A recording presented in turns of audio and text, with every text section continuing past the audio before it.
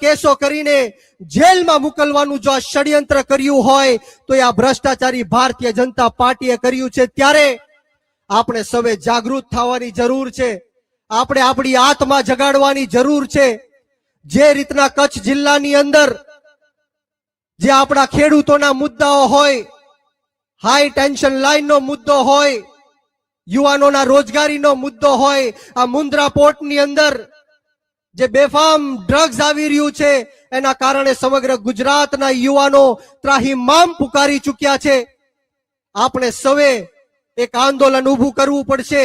આમ આદમી પાર્ટીમાં જોડાઈને આ ભ્રષ્ટાચારી ભારતીય જનતા પાર્ટીને જડબાતોડ જવાબ દેવો પડશે। કારણ કે જે રીતના ખેડૂતોની હાલાત ગુજરાતની અંદર થઈ છે, શું કામ ખેડૂતો વિરોધ કરી રહ્યા છે, શું કામ અમે બધા બોલી રહ્યા છીએ, શું કામ ખેડૂતોમાં આક્રોશ છે, એ આપણે સમજવું પડશે।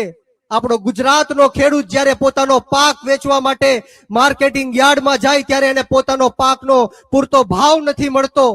આ ખેડૂતોને સિંચાઈના પાણી માટે લાચારી કરવી પડે છે, ભીખ માંગવી પડે છે। ત્યારે આમ આદમી પાર્ટીએ 10 જેટલા મુદ્દાઓની સાથે લડત લડવાનું નક્કી કર્યું છે। ત્યારે આપણે સૌએ સાથે મળીને આ ગુજરાતના 54 લાખ ખેડૂતોનું દેવું માફ થાય, ખેતરે ખેતરે સિંચાઈનું પાણી પહોંચે, એમએસપી કાયદો બનાવવામાં આવે, કૃષિ પંચ અને લાંબા ગાળાની કૃષિ નીતિઓ બનાવવામાં આવે।